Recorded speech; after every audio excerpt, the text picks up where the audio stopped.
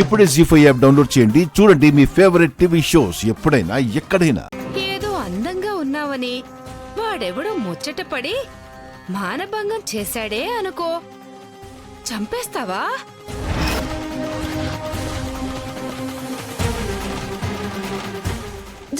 జరిగిందంతా చెప్తాను అంటే నువ్వు అక్కడే ఉన్నావా? అంటే ఇదంతా నువ్వే చేయించావా?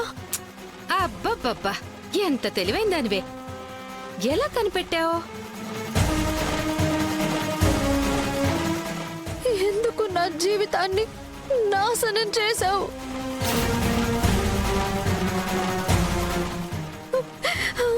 నేను నీకేం అన్యాయం చేశాను? అదంతా చెప్పాలంటే చాలా లెంత్ అయిపోతుంది. కానీ ఇప్పుడు నా దగ్గర వీడియోలున్నాయని చెప్తున్నాను కదా. సర్లే కాని ఫస్ట్ మీ అమ్మకు పంపించమంటావా, మీ నాన్నకు పంపించమంటావా, లేక మీ అత్తయ్యకి పంపించమంటావా?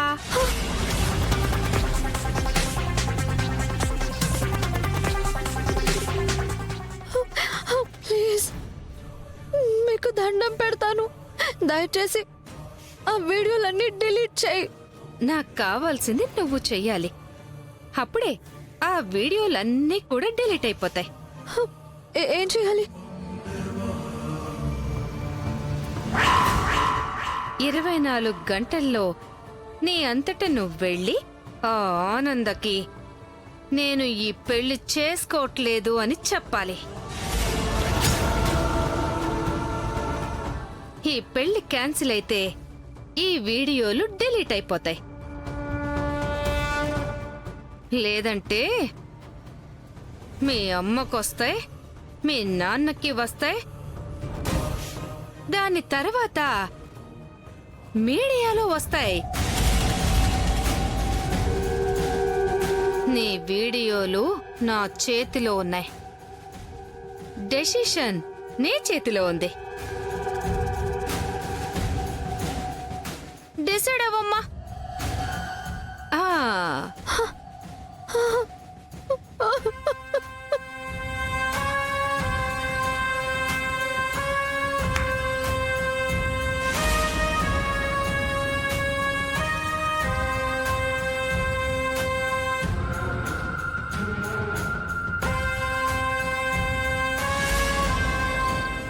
మెహందీ పెట్టడానికి అందరూ ముందే రావాలి. సడన్ గా అప్పటికప్పుడు వాళ్ళు దొరకలేదు వీళ్లు దొరకలేదు అని వంకలు చెప్తే మాత్రం బాగోదు చెప్తున్నాను. అంతగా కాకపోతే 2 రోజులు ముందే వచ్చేయండి. కావలసిన ఏర్పాట్లన్నీ మేం చేస్తాం. ఎన్ని లక్షలు పెట్టి మండపం కట్టాం, ఎన్ని లక్షలు పెట్టి డెకరేషన్ చేశాం అనేది కాదండి. దాన్నెవరూ గుర్తుంచుకోరు. పలానా వాడి పెళ్లిలో భోజనాలు ఏం పెట్టారా అనేదే. భోజనాల గురించే ఎంతకాలమైనా అందరూ మాట్లాడుకుంటారు. కాబట్టే మా వాడి పెళ్లిలో భోజనాలు అదిరిపోవాలి. కాబట్టే మీ క్యాటరింగ్ ఇస్తున్నాం. ఆ మెహందీ వాళ్ళని 2 రోజుల ముందే వచ్చేయమని చెప్పాను ఆనందా. అమ్మా, దర్శన్ పెళ్లిలో పెట్టే భోజనాల గురించి మినిమం 10 ఏళ్లు చెప్పుకుంటారమ్మా. అట్లాంటి వాళ్ళని క్యాటరింగ్ పురమాయించాను. అమ్మా, రేయ్, జాగ్రత్త.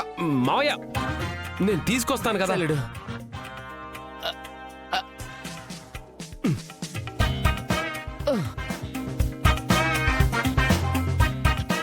ఎంత జాలిగుండెలుడు నీది.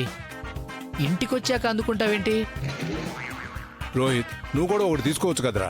అనుకున్నాను నాన్న, కానీ మావయ్య దర్శన్ పెళ్లి తన ఒంటి చేతుల మీదుగా జరిపిస్తానని అమ్మకి మాటిచ్చాడంట.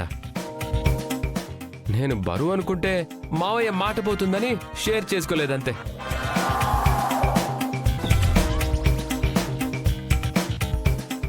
ఇంతకీ ఏంటివి? పెళ్లి బట్టలక్కయ్యా. పెళ్లికి అందరూ ఒకటే కాస్ట్యూమ్ వేసుకోవాలని చెప్పావంట కదా, దగ్గరుండి మరీ కుట్టించుకొని తీసుకొచ్చా. పెళ్లికే కాదు, ఇంట్లో ఏ శుభకార్యం జరిగినా ఇంట్లో అందరూ ఒకే కలర్ డ్రెస్ వేసుకోవడం అలవాటు. అదే ఎందుకు అని. ఎందుకంటే ఈ కుటుంబం అంతా ఒక్కటే అని అనడానికి ఇదొక పద్ధతి. అంతే కదా పిన్ని?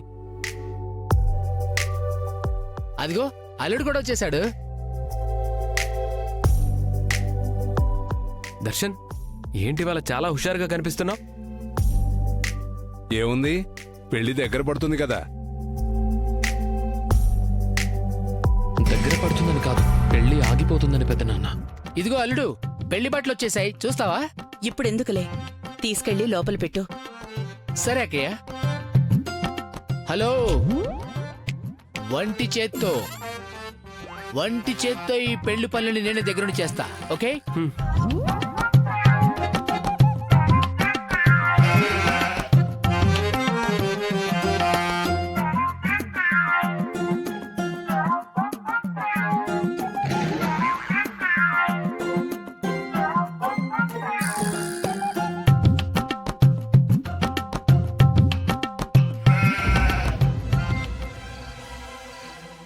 శరణ్య, ఒకసారి రా. ఎక్కడికి? నీతో కొంచెం మాట్లాడాలి. ఏమైంది శరణ్య?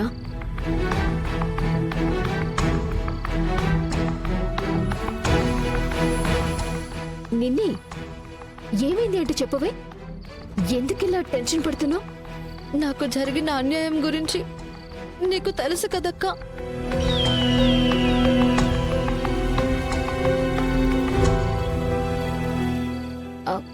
అవును, నీ గురించే కదా బాధపడుతున్నాను. ఈ విషయం వేరే వాళ్ళకి ఎవరికో తెలిసిందక్క.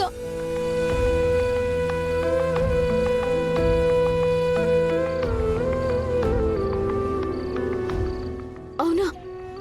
అవునక్క, ఎవరో నాకు ఫోన్ చేసి అక్కడ జరిగిందంతా వీడియో తీశాను, ఆ వీడియో పంపిస్తానని బ్లాక్మెయిల్ చేస్తున్నారక్క.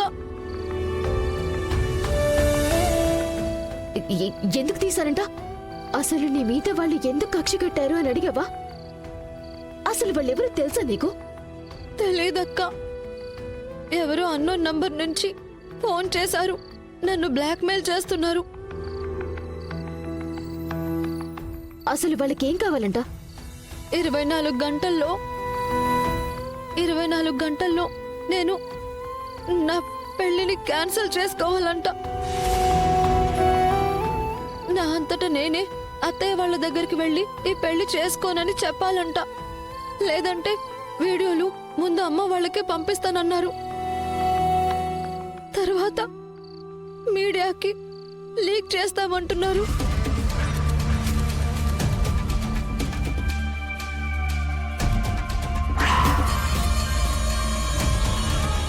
అమ్మో, ఆ ఫోటోలు బయటకొస్తే ఇంకేమైనా ఉందా? ఇంటిల్లి పాది అందరం ఉరేసుకుని చావాల్సిందే. నాకేం చేయాలో అర్థం కావడం లేదక్క.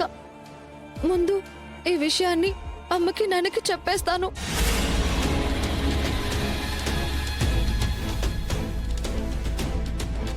జీ5 యాప్ డౌన్లోడ్ చేసి అన్ని ఎపిసోడ్స్ పూర్తి ఉచితంగా చూడండి.